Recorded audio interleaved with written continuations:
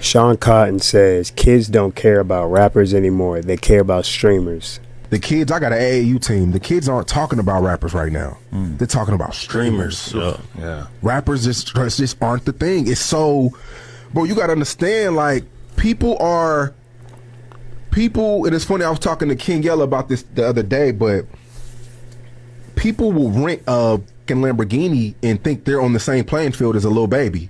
You know, just because they owned rented a Lamborghini, or people have access to the same thing as rappers do now. It's like I said, fans look at rappers as their peers now. They're no longer up here. What I mean? The thing that fans were getting from Chief Keef in 2011 is the thing that a lot of those same type of kids are getting from Rakai. Because he's a young ass kid who actually is really rebellious. He's really seeing hella money. He's super famous. Yeah. And if you want to be a fan of him, you don't have to buy into the music. Like, I don't know if Rakai's ever made music, but it's like his music is would not be as impressive. But meanwhile, as a streamer, he can be very engaging. He's edgy. He like clearly doesn't give a. And I mean, that's kind of almost the problem is for a certain era of streamers is like it's just very quick how these next dudes come up. And streaming is like a zero-sum game more than music. You know, you can listen to a lot of rappers, but as a fan, you're probably going to sit around and watch one streamer for a couple hours. The kids, I got an AAU team. The kids. All right, y'all. I'm going to keep it all the way 100. I agree with Sean Cotton, and I'm going to tell you why.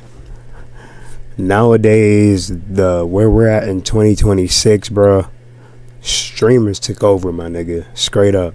Streamers took over the podcasters, the interviews, all that is taking over all that type of content, but definitely the streamers, man. Like, streaming has taken the game over.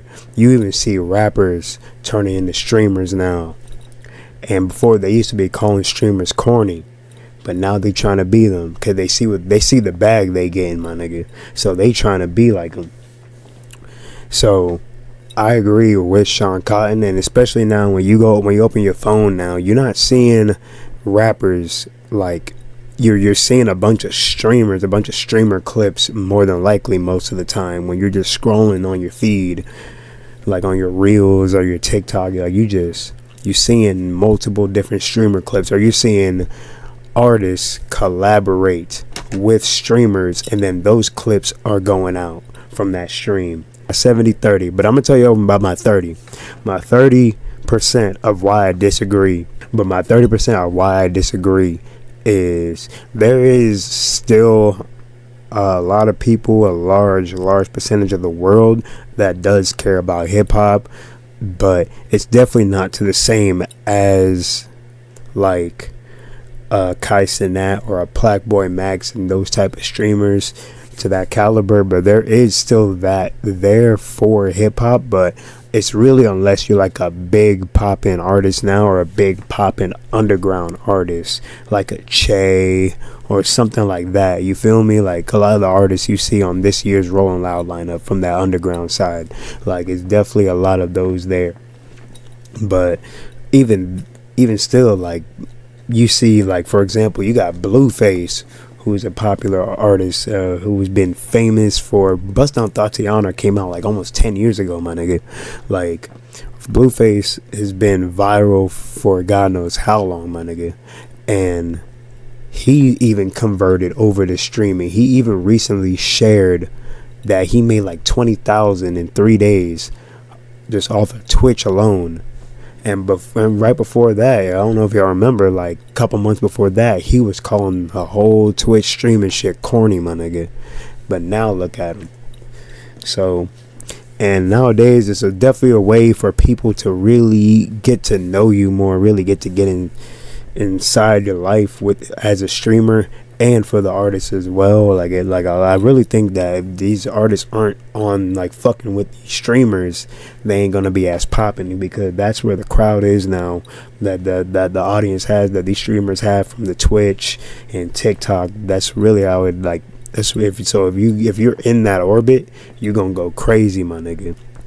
So, but the streamers, they can keep going, man, because they can just keep doing lit streams, keep doing it, and eventually they just start fucking with them for them, like the audience. And that's the thing about rappers. Like rappers, a lot of rappers I meet, I'm gonna keep it all the way real. A lot of rappers I meet, even artists I've interviewed, like a lot of rappers really don't have social skills, my nigga. They really don't. They can't talk on a camera like this for hours. They can't. They can't even make content like that.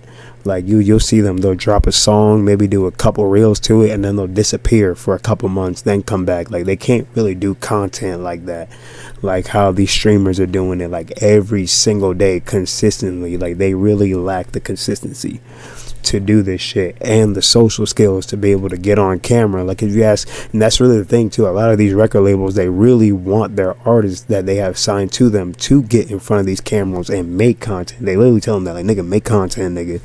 But a lot of artists really don't want to do that, or can't do that. Like they gotta come in music first. They can't come in being themselves, like having people get to know them, get to know their personality, get to know the way they think. You feel me? They really can't do that. So I feel what Shawn Cotton is saying, because even when on a daily basis, like I'm listening to hip hop, but I'm watching the majority of streamers. I'm mainly watching streamers. Every time I'm going online, I'm always watching clips from a stream. So that's what I truthfully think in this. Like Shawn Cotton, he is correct here. Like they still got big music festivals like Rolling Loud too for hip hop and things like that. But on a regular day to day, yeah, streamers are killing rappers, my nigga. Like it's not even close, bro. Like they can't keep up with these streamers, bro. They really can't. They really can't keep up with these streamers. Like you even see niggas like Sauce Walker becoming a streamer, going crazy on his clips.